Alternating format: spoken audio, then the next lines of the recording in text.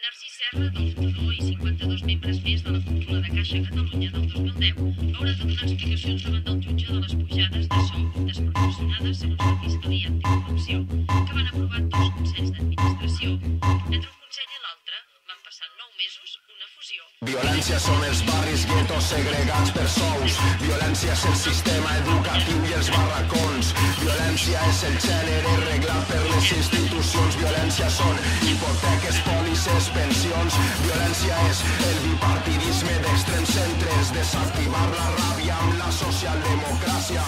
Violència és blanqueig amb filantropia i caritat. Violència és en si la paraula tolerància. Violència és mimar els cadellets de la ultradreta.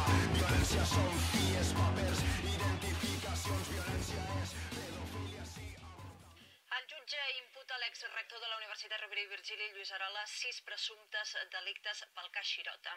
Ell i els altres 2 detinguts han estat deixats en llibertat amb càrrecs. L'actual rector de la universitat, Francesc Xavier Grau, defensa l'actuació d'Arola en tot moment. El titular del jutjat d'instrucció 3 de Reus imputa a l'exrector Lluís Arola 6 suposats delictes relacionats amb el cas Xirota: prevaricació, malversació de cabals públics, blanqueig de capitals, delicte societari, falsedat documental i insolvència punible. Després de declarar davant del jutge va quedar en llibertat amb càrrecs. La Universitat Rovira i Virgili considera incomprensible la detenció i el rector ha sortit en defensa d'Arola.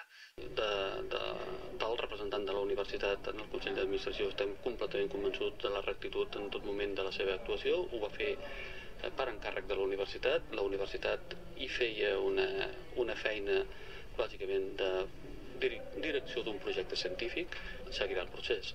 Tot plegat crec que res diferent del que era abans d'ahir, simplement que hi vam tenir un petit espectacle incomprensible.